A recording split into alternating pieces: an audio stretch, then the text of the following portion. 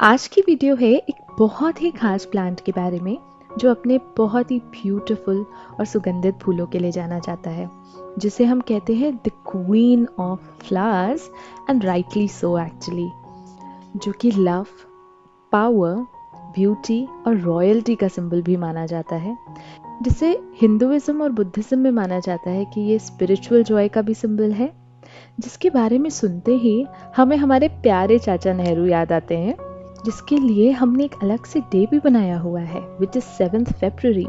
जी हाँ, मैं बात कर रही हूँ रोज प्लांट की। Rose Asia, Europe, North America, North West Africa का नेटिव स्पीशीज है। ये एक वुडी प्लांट है, पेरिनियल है, मतलब कभी भी ग्रो किया जा सकता है।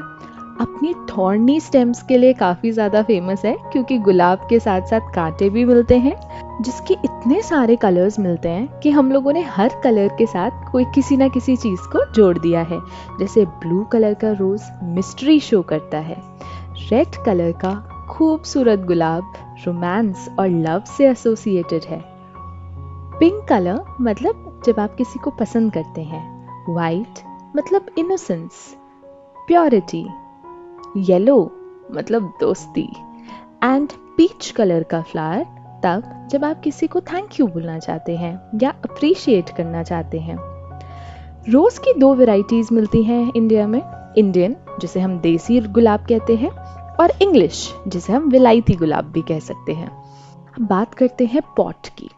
देखिए जी, गुलाब में कांटे बहुत सारे होते हैं, तो इसलिए मेरा कहना ये है कि बेटर होगा अगर आप गुलाब को स्टार्टिंग से ही 10 से 12 इंचेस के पॉट के अंदर ग्रो करें और वो पॉट भी क्ले पॉट हो, क्योंकि एक बार जब आपके गुलाब का प्लांट बहुत ज़्यादा ग्रो हो जाएगा तो फिर आपके लिए रीपॉटिंग करना बहुत ही मुश्किल होगा उन कांटों की वजह से।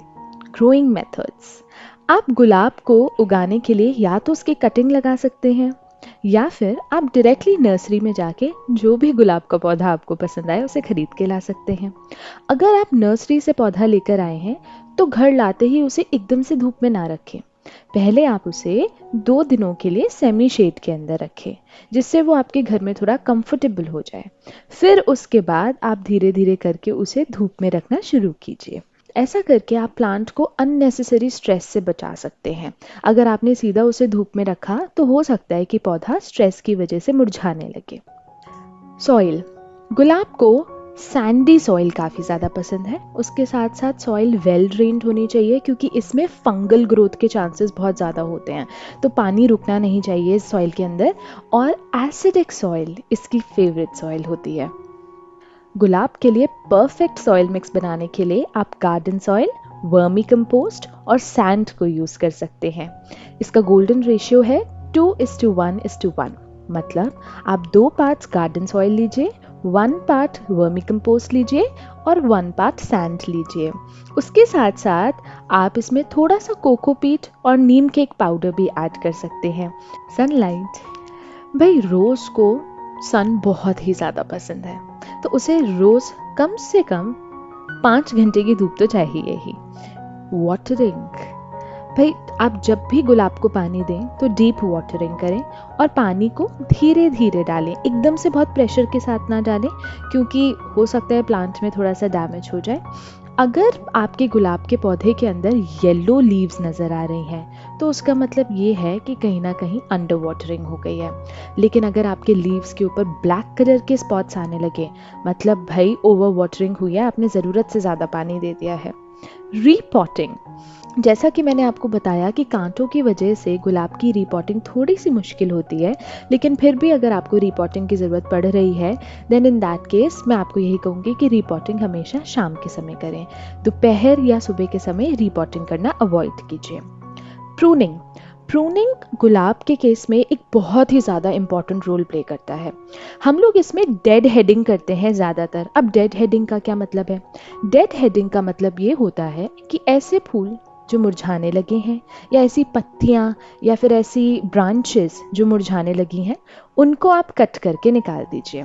प्रूनिंग करते टाइम पे ध्यान रखिए कि हमेशा साफ प्रूनिंग शेयर्स का ही इस्तेमाल करें। अगर आपने गंदे प्रूनिंग शेयर्स को यूज़ किया तो वहाँ से इन्फेक्शन हो जाएगा। उसके साथ साथ जहाँ पे भी आपने प्रूनिंग की है उन कट्स पे आप टर्मरिक पेस्ट लगा सकते हैं। मतलब कुछ नहीं, बस हल्दी में थोड़ा सा पानी मिला के जो पेस्ट तैयार हुआ है उस पेस्ट को वहाँ पे लगा दीजिए। या फिर अगर आपके पास साफ फंगीसाइड है तो आप साफ में थोड़ा सा पानी मिलाकर एक पेस्ट बना सकते हैं और उस पेस्ट को भी यहाँ पे लगा सकते हैं। दोनों टर्मरिक पेस्ट और साफ का पेस्ट जो है वो फंगल इन्फेक्शंस को प्रिवेंट करने में बहुत ही ज़्यादा अच्छे होते हैं। वीडिंग। अब वीड्स होते हैं अनवांटेड प्लांट्स जो खुद ब खुद ग्रो करने लग जाते हैं।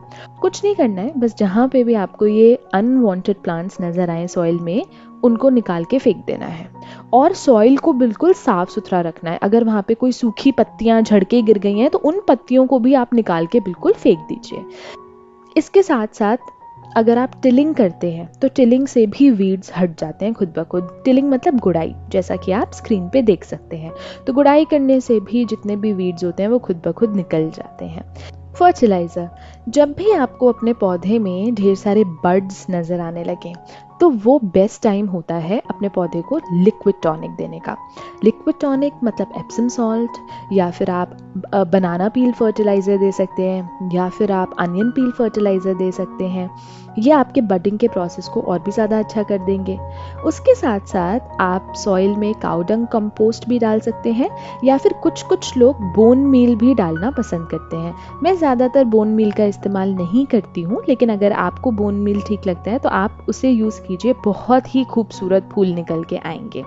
घर में चाय तो हर किसी के बनती है, तो वो जो बची हुई चाय पत्ती होती है उस बचे हुए चाय पत्ती को मैंने छान के अच्छे से धो के धूप में सुखा लिया है। अब ये चाय पत्ती सूखने के बाद आप सॉइल के अंदर मिक्स कीजिए। ठीक है, सॉइल के अंदर आप इसे 3 हफ्तों में एक बार डाल सकते हैं। क्योंकि ये चाय पत्ती के अंदर ढेर सारा टैनिक एसिड प्रेजेंट होता है और नाइट्रोजन प्रेजेंट होता है, जो दोनों ही सॉइल की फर्टिलिटी को इम्प्रूव करता है और गुलाब को अच्छे से ग्रो करने में मदद करता है।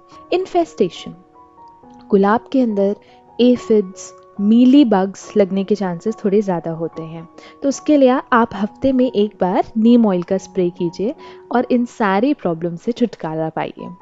फंगस को प्रिवेंट करने के लिए, जैसा कि मैंने आपको पहले बताया, आप टर्मरिक वाटर को यूज़ कर सकते हैं।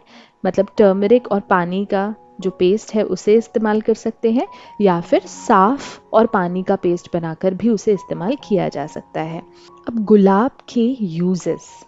भाई मुझे नहीं लगता कि आपकी ज़िंदगी में कोई भी एक ऐसा फेज़ होगा जहाँ पे गुलाब ना आता हो। गुलाब हर जगह है।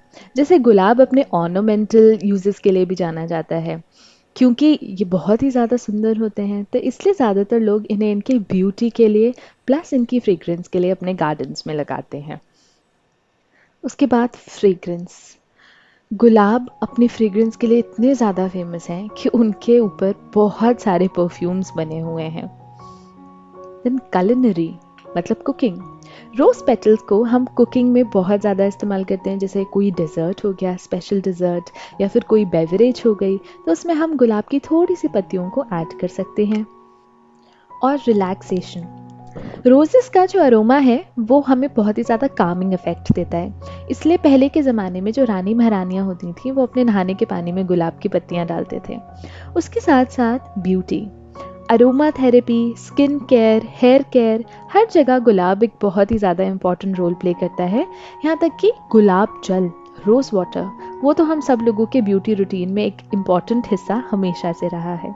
सो आई होप गुलाब का ये खूबसूरत फूल आपकी ज़िंदगी को भी इतना ही ज़्यादा खूबसूरत बना दें। अगर वीडियो पसंद आई हो तो लाइक, शेयर, कमेंट, सब्सक्राइब करना ना भूलें।